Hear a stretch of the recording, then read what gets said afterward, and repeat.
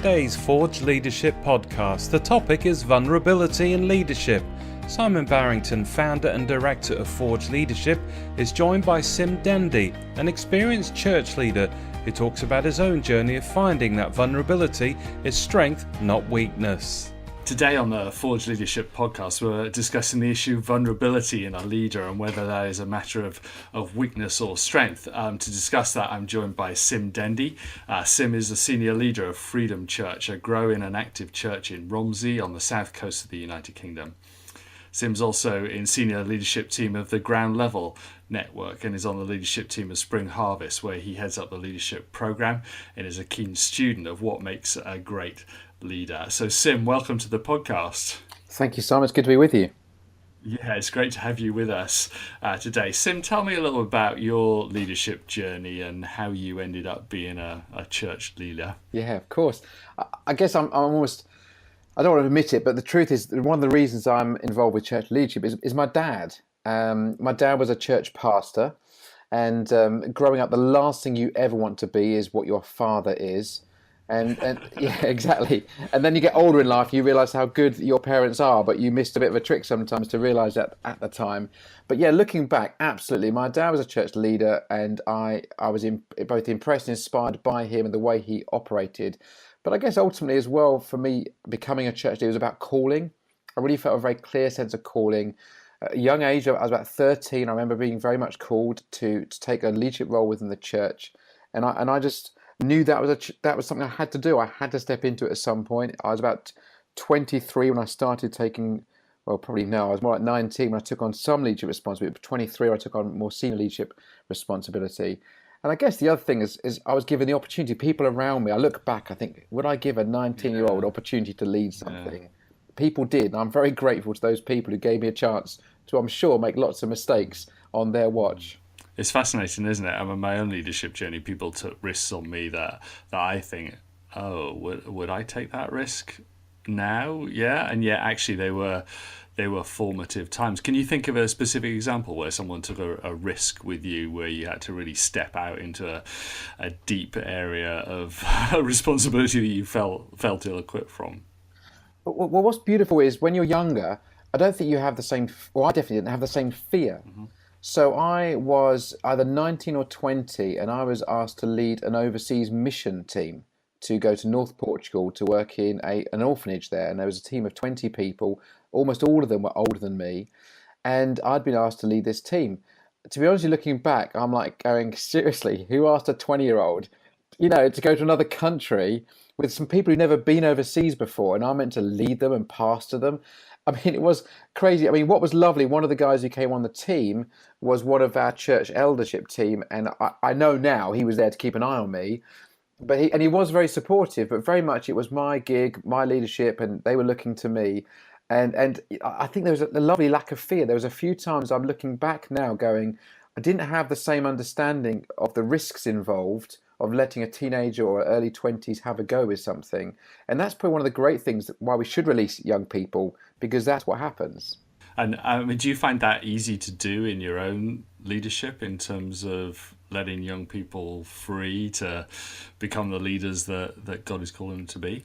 That's a really good question. I've just been thinking that exactly this thing this week. I think I do, but I think I could always do better. So I've got people on my leadership team in their 20s, but I'm now asking the question, who are the people in their teenage years? When are we going to give them a chance to do something? And let's never, and at the same time, you don't want to overlook those who are older and just assume that therefore someone's of a certain age, they have nothing to offer. And so in this desire to hand over and to build up new leadership, we don't want to overlook those who maybe, that whole third age conversation. We've got people, retirees in our church, you've got so much energy, so much to offer. It isn't a matter of suddenly just teenagers. What about those who are in their 60s, 70s, 80s? You've got so much to offer as well. Do you think it's possible then to start leading at any age? Absolutely. In some ways, there's some advantages both. As I said just now, being a teenager or a young person, there's a lack of fear. Being an older person, there's so much wisdom to offer, so much wisdom. And I think, yes, there is an opportunity for leadership. I think it does come in seasons. I think for many people, when they're of a certain age involved with young families, it'd be very hard to take leadership. I believe that leadership requires energy.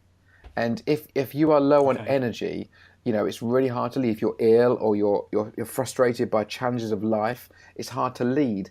I think you need to tap into leadership when people have energy. And sometimes I've watched people who've retired from a job that maybe they haven't always enjoyed, and suddenly they've got this new energy because they got like this freedom they didn't have before. So yeah, I absolutely agree. I mean, the story of Caleb in the Bible, I'll take the high places, he said. He's 80 years old, and he goes, give me the tough jobs because I'm up for this. Fantastic. So, as well as energy, what do you look for in someone who you're looking to encourage into a leadership role, be they 80 or 18? What apart from energy, what else do you look for? I'm always looking for, what do people do when no one else is looking? I'm like a ninja leader. I'm like spy on people. I do, honestly, I'm terrible. I'm always glancing at, because, the people who, sometimes people come up and see me and they say, oh, I want to be doing this in, my context, which being the church. I want to be doing this role or that activity. And I'm thinking, but I've never seen you participate in anything to do with it. Yeah.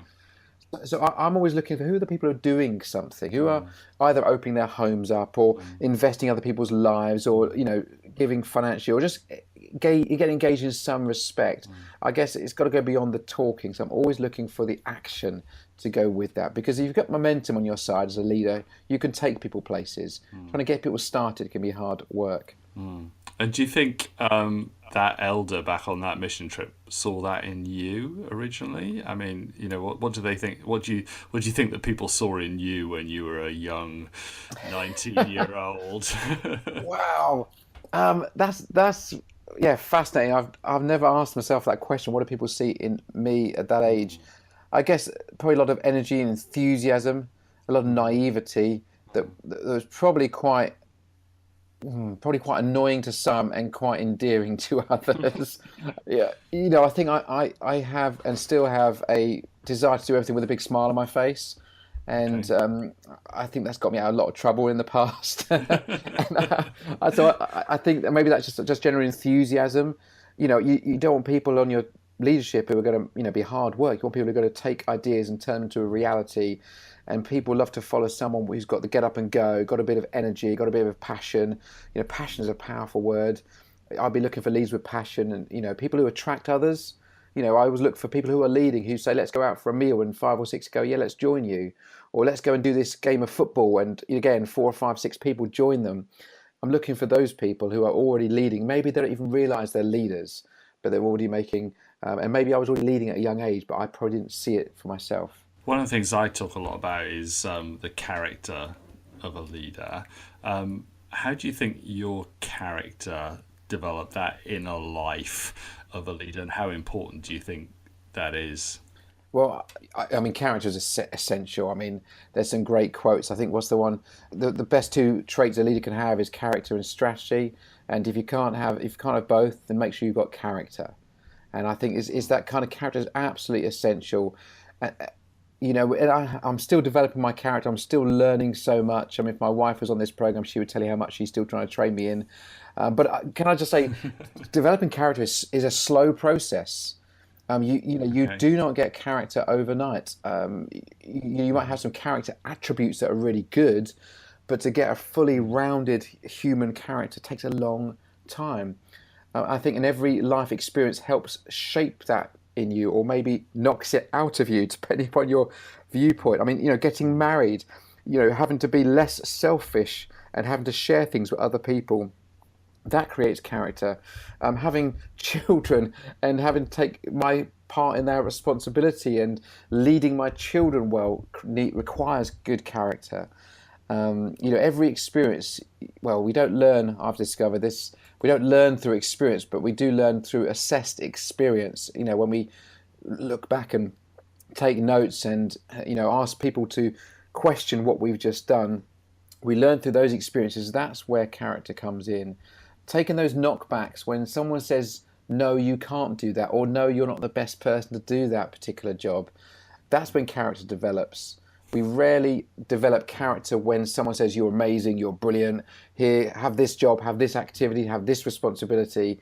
we very rarely learn in those good times. We definitely learn in those harder times. Yeah, Romans 5:4 says, doesn't it? Not only that, but we also rejoice in our sufferings because we know that suffering produces perseverance, perseverance, character, and character, hope. So there was something that the writer of the Romans there really understood, wasn't there, about actually it's only through the hard times, it's only through the suffering, it's only through the perseverance that character comes. But when that character comes, then there's great hope that a leader is able to bring as well.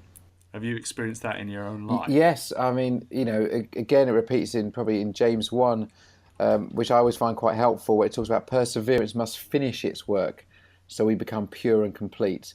And I guess for me, I'm in that persevering stage where I'm always trying to improve my character, and it feels like I'm going, 2 steps forward, 1 step back, but I kind of have to think to myself, I am overall, the net result is I am moving forwards. So I have to keep, when you're having a bad moment, think, oh, why did I say that? Why did I do that? I think actually I'm doing better today than I was doing. I'm not doing as well as I'd like to be doing, and that's okay. And probably the day I get to the point I think I've got it all sussed and my character is fully developed, I think that's a really dangerous place to be in. So I remember I had the privilege of meeting the Archbishop Justin Welby earlier this year, and he made this comment to me. It really resonates. He said, "I never want to stop learning as a leader." And I guess there's some of that, somebody who's in charge of whatever it is, I think 70 million people in the Anglican Church, responsible for so many, people and decisions that are being made, can say, I want to keep learning. I'm thinking, absolutely. The day I stop learning to shape my character is the day I don't want to be a leader anymore, because I'll be no use to those who are following. Now, when people think about learning, they think about maybe reading a book or going on a course or something formal like that. But I think you're talking about something different, aren't you? Absolutely. I do a lot of leadership training sessions, both in the world, in businesses, and in within the church. And I almost always finish off my sessions with the same kind of statement, which is, this is all helpful, all this stuff we've learned, and all this stuff I've shown you on a PowerPoint screen or handouts I've given. But ultimately, leadership is all about doing. And we have to go out and lead. There has to be some outcome to our conversation. And the way we learn and get shaped both in our character and our activity and our skills is by doing, is by actually going, right, here's a project, here's an activity, here's a group of people. I'm going to lead them. I'm going to lead this project to fruition and to fulfillment. Sitting in a room or reading a book. I mean, reading books are, they say, leaders are readers. I think that's true, but I haven't met a leader yet who just reads and does nothing else. You have to put the book down at some point and go, right, let me, it's true, isn't it? Let me activate what I've just learned. If we're going to actually become something, we've got to actually put that into practice. Otherwise, it's just, we're wasting time sitting around reading books. And so it has to become a reality. And that's how we learn. We learn in the human world. We learn face to face. We learn as we look at people in the eyes when we've made a mistake and we have to apologize. That's when we learn.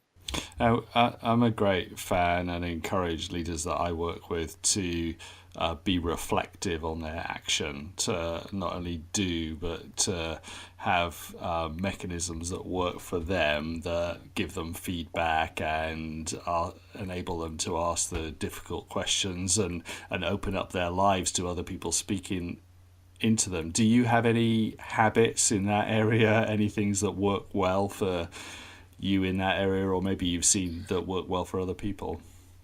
Personally, I find a routine works for a season and I have to change it up. Otherwise, it becomes slightly meaningless if I'm not careful. I'm just the way I'm wired, that if I do routine for too long, it just becomes a bit meaningless. So I have to make sure I'm creating healthy habits, but also habits that I can change every few months, that I can just make sure it stays fresh. So there will be different people who speak into my life for different seasons. And then I think, actually, I feel like I've kind of sucked them dry, and they probably look like they've had enough of me. And I go think, right, let me find someone else who brings and they will help me learn different things.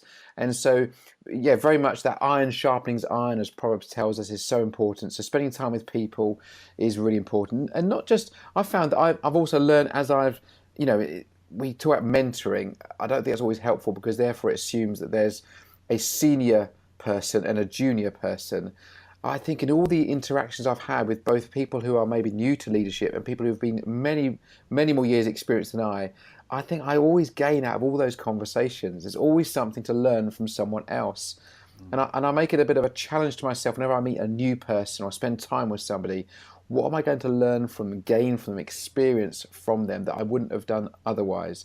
And so I make it a habit that I just try and get into people's lives, and I probably annoy people. And I do this thing where I see it or hear from a leader who's just a brilliant leader, a brilliant communicator, or brilliant author, or something, and I kind of hound them till they agree to have a coffee with me. I've done this with you, Simon, as well. As we have a coffee. Go, please, can I just find out a bit more about who you are and how you operate? And so I'm always trying to look for ways of doing that. And then regarding the reflection piece, I am my own worst critic. After the typical thing would be I've done a session, a training session, teaching session, or spoken. Again, in my context, church, I'd preach. And before anyone said anything, I've already created in my head, even while I'm speaking, things I wish I hadn't said, things didn't come over so well. And sometimes that has to be balanced with other people's inputs, because if it's just left to me listening to my own podcast, I would never let myself preach again, because I'll never match up to my own bar of expectation. And so I need other people who can say to me, there were some things that weren't great, but actually there was lots of things that were really good. Otherwise, you can always end up just living life frustrated as a leader. You can always, because leadership's all about changing things and making things better and improving things. And if you're not careful, you just live life frustrated because nothing's ever good enough. Every event, every activity, every conversation, every meeting is never quite what you hope to achieve. And my concern sometimes for younger leaders especially is don't live life frustrated. You become naggy and annoying, which I feel like I'm sounding a bit naggy now. Don't get frustrated. It's really frustrating. But that replay button in our head can be the worst thing, can't it? It can torment leaders, and I know I've had that myself. I've been away preaching somewhere, I've got a 3-hour drive home, and I'm just replaying the whole thing in my head, thinking, what made me think that was okay to say that?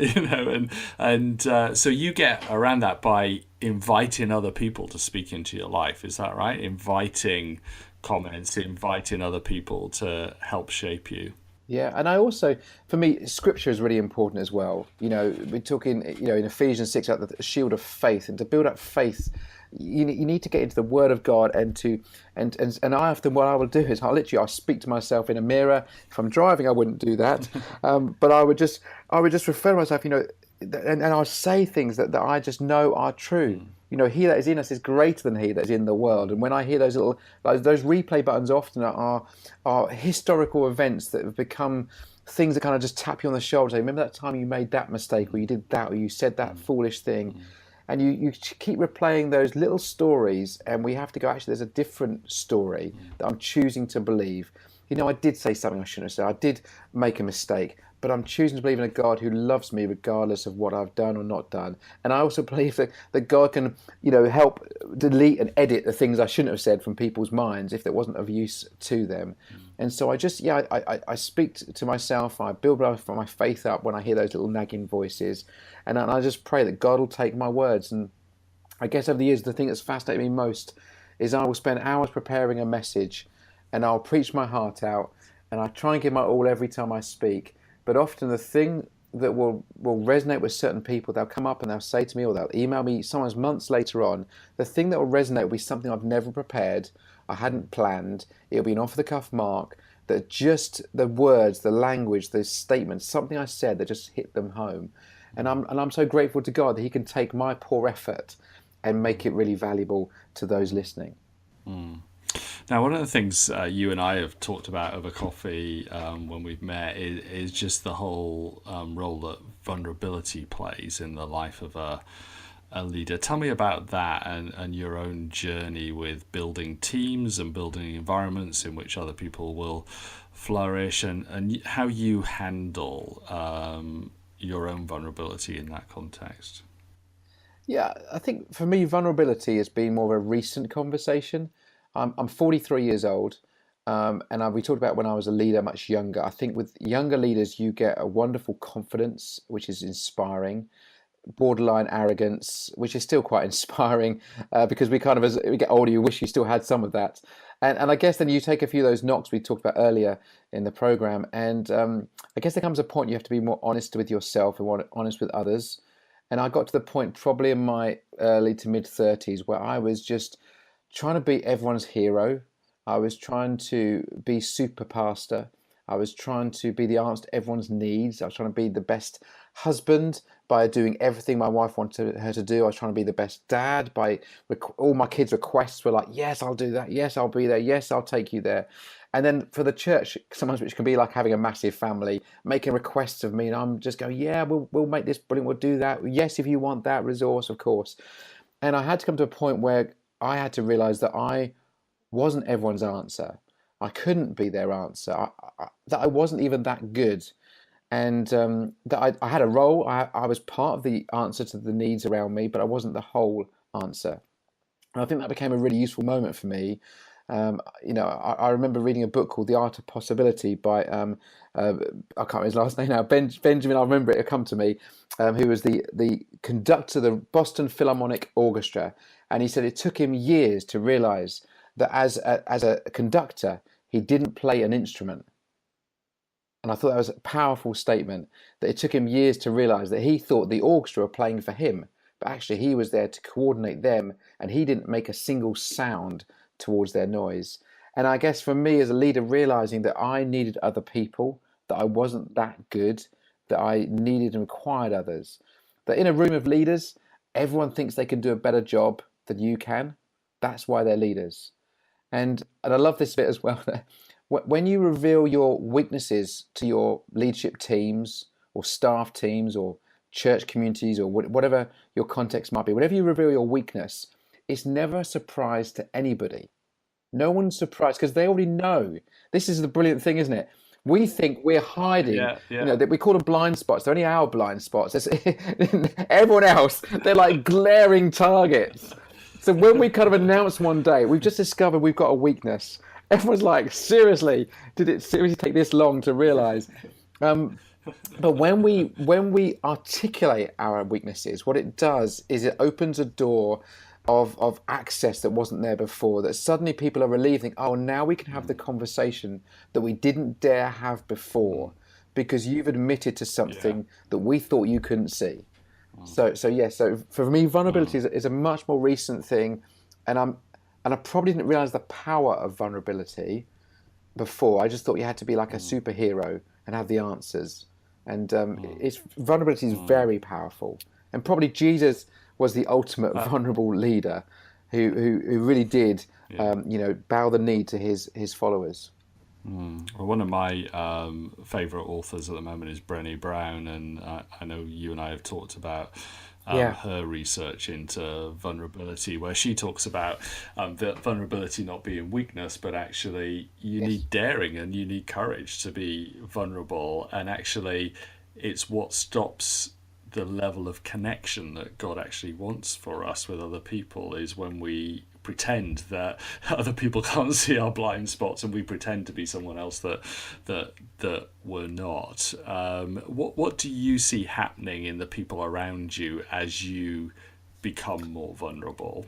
And how do the dynamics change, and what positive results have you seen from Absolutely. To be honest, I've had this backfire sometimes as well. It doesn't always work. I've discovered that there are, let me think how I'll say this, but there are those who are more your classic followers. They're just looking for direction, advice, vision. And when you are honest with maybe a large crowd of people in that way, they could be a little bit shocked sometimes, and actually a bit disappointed.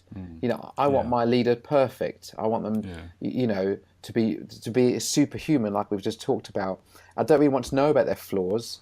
And I think, even like we see in politics, when the prime ministers or presidents, and we see their flaws, people are a little bit like disconcerted.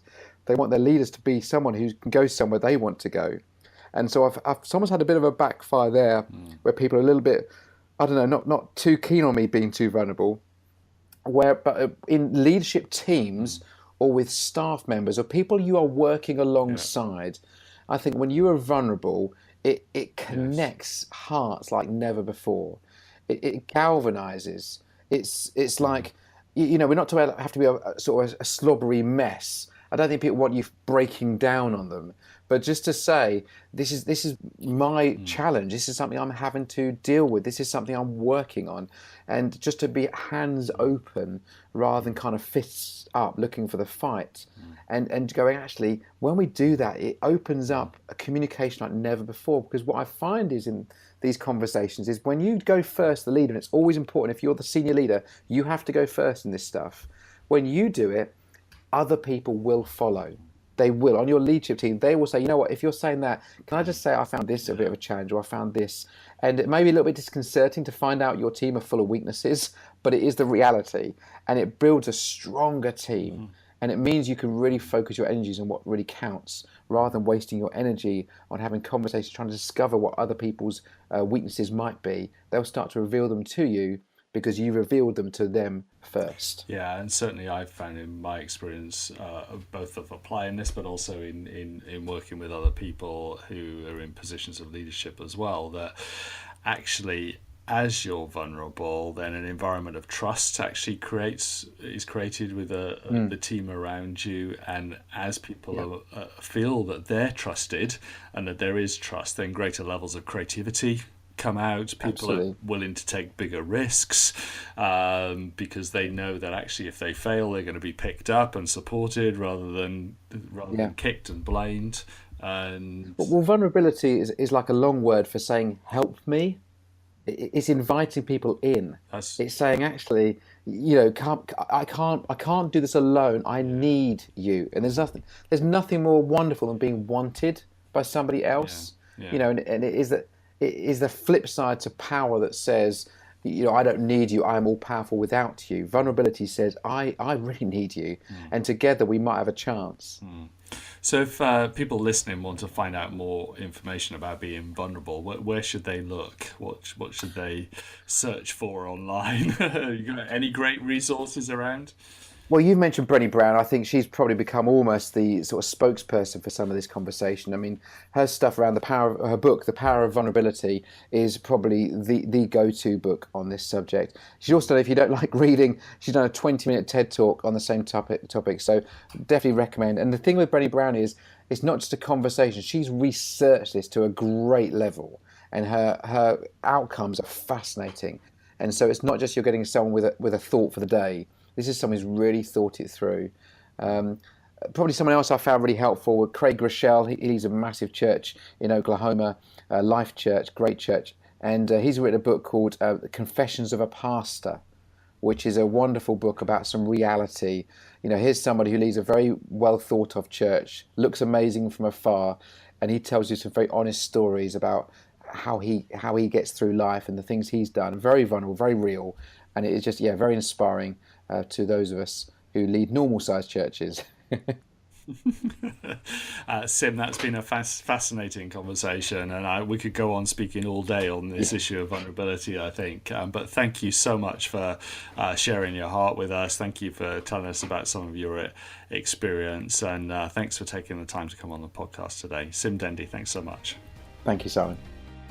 Thanks for listening to the Forge Leadership Podcast. There's a new episode every week, so don't forget to subscribe on the Forge Leadership website at forge-leadership.com.